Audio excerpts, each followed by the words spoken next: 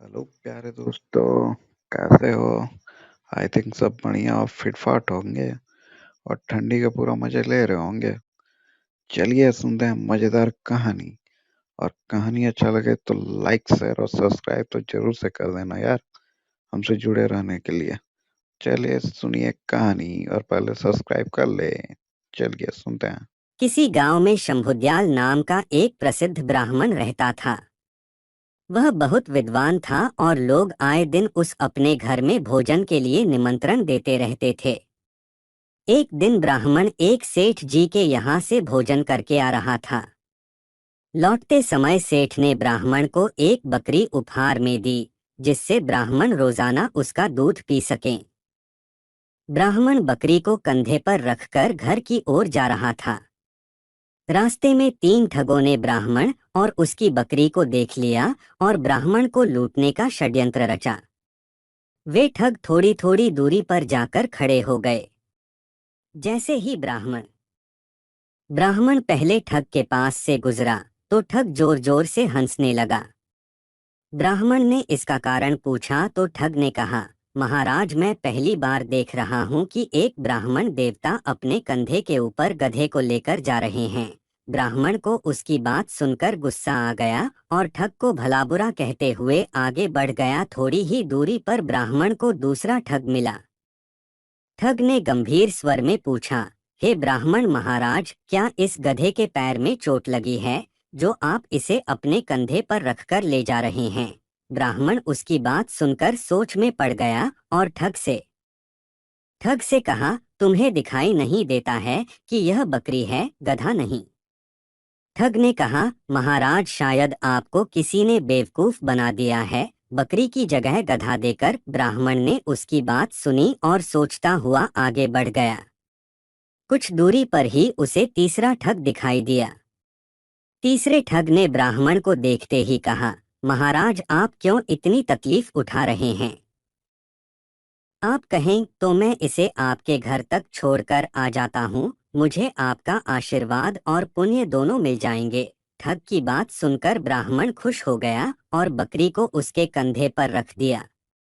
थोड़ी दूर जाने पर तीसरे ठग ने पूछा, महाराज, आप इस गधे को कहाँ से लेकर आ रहे हैं? ब्राह्मण ने उसकी बात सुनी और कहा, भले मानस, यह गधा नहीं, बकरी है।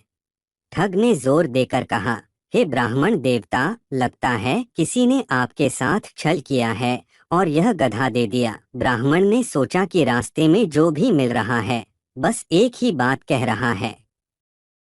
तब उसने ठग से कहा, एक काम करो, यह गधा मैं तुम्हें दान करता हूँ, तुम ही इसे रख लो। ठग ने ब्राह्मण की बात सुनी और बकरी को लेकर अपने साथियों के पास आ गया। फिर तीनों ठगों ने बाजार में उस बकरी को बेचकर अच्छी कमाई की और ब्राह्मण ने उनकी बात मानकर अपना नुकसान कर लिया। कहानी से सीख, किसी भी झूठ को अगर कई बार बोला जाए तो वो सच लगने लगता है। इसलिए हमेशा अपने दिमाग का उपयोग करें और सोच विचार कर ही किसी पर विश्वास करें।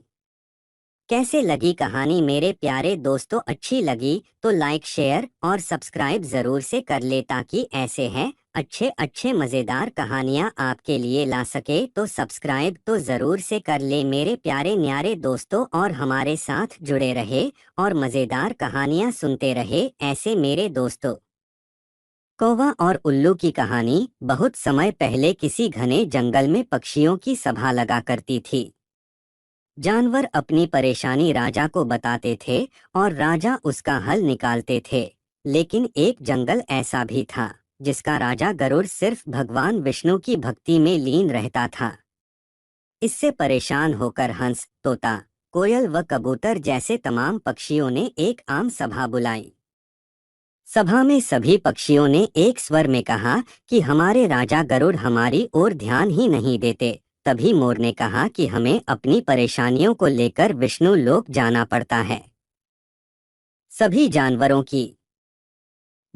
की दुर्गति हो रही है, लेकिन हमारे राजा को कोई फर्क नहीं पड़ता। उसी वक्त हुदहुद चिड़िया ने एक नया राजा बनाने का प्रस्ताव रखा। कोयल ने कुहू कुहू और मुर्गे ने कुकड़ुकू की आवाज निकालकर इसका समर्थन किया। इस तरह घंटों चली सभा में परेशान पक्षियों ने आम सहमति से एक नया राजा चुनने का फैसला लिया। अब राजा को चुनने के लिए रोज बैठक होने लगी। कई दिनों तक चर्चा करने के बाद सभी ने आपसी सहमति से उल्लू को राजा चुन लिया। नए राजा का चुनाव होते ही सभी पक्षी उल्लू के राज्य अभिषेक की तैयारियों में जुट गए। तमाम तीर्थ स्थलों से पवित्र जल मंगवाया गया और राजा के सिंहासन को मोतियों से जड़ने का कार्य तेजी से होने लगा। सारी तैयारियां होने के बाद उल्लू के राज्याभिषेक का दिन आया। मुकुट, माला, सब सामान तैयार था। तोते मंत्र पढ़ रहे थे। तभी दो तोतों ने राज्याभिषेक से पहले उल्लू से लक्ष्मी मंदिर जाकर पूजन करने को कहा।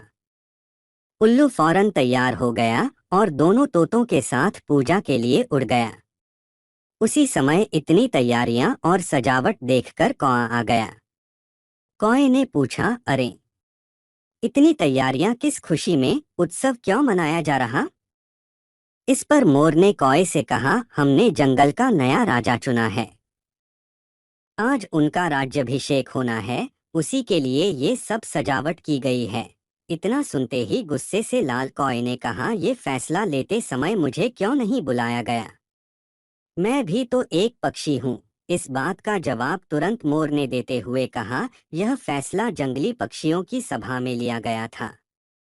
अब तुम तो बहुत दूर इंसानों के शहर और गांव में जाकर बस गए हो। गुस्से में काले कौए ने पूछा, किसे तुमने राजा चुना? तो मोर ने बताया, उल्लू को। डोट ये सुनते ही कौआ और गुस्सा हो गया। वो अपना सिर जोर जोर से पीटकर काँव काँव करने लगा। मोर ने पूछा, अरे, क्या हुआ तुम्हें? कौए ने कहा, तुम सब बहुत मूर्ख हो। उल्लू को राजा चुन लिया, जो दिन भर सोता और जिसे सिर्फ रात में दिखाई देता। तुम अपनी परेशानी किसके पास लेकर जाओगे? इतने सुंदर और बुद्धिमान पक्षियों के होते हुए भी अलसी और कायर उल्लू को अपना राजा चुनने पर तुम्हें शर्म नहीं आई? धीरे धीरे कौए की बात पक्षियों पर असर करने लगी। सभी आपस में फुसफुसाने लगे। उन्हें लगने लगा कि उनसे बहुत बड़ी भूल हो गई है। इस वजह से देखते ही देखते सभी पक्षी वहां से गायब हो गए। राज्याभिषेक के लिए सजी जगह पूरी सूनी हो गई। अब जैसे ही उल्लू और दो तोते वापस आए तो उन्होंने जगह को सूना पाया। यह देखकर दोनों अपने साथियों को ढूंढने और वहां से जाने की वजह जानने के लिए उड़ गए।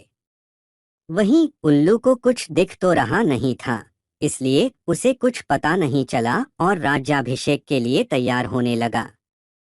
लेकिन चारों तरफ शांति होने पर उसे शक हुआ। उल्लू जोर से चिल्लिया, कहाँ गए सब?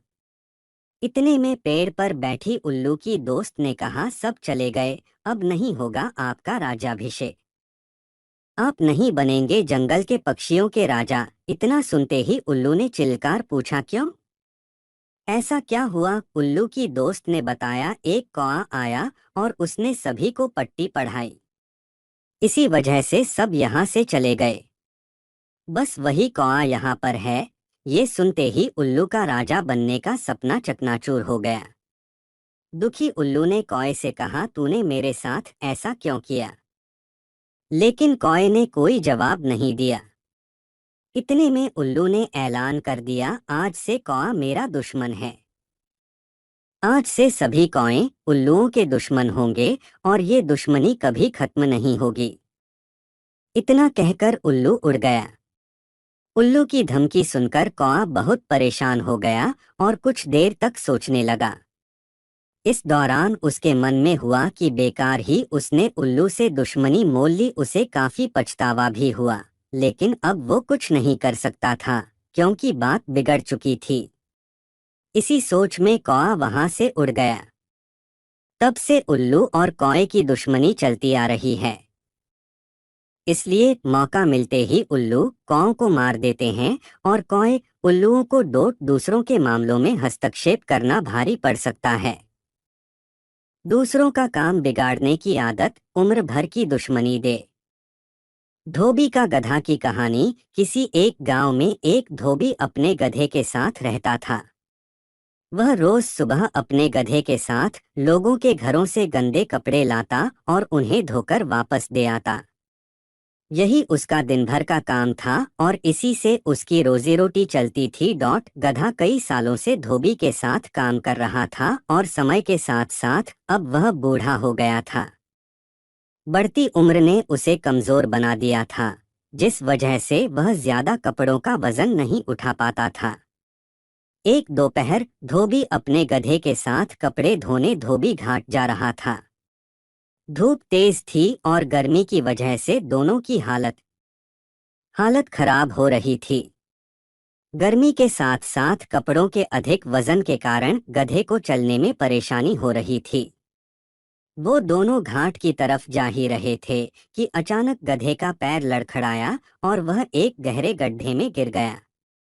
अपने गधे को गड्ढे में गिरा देख धोबी घबरा गया और उसे बाहर निकालने के लिए जतन करने लगा।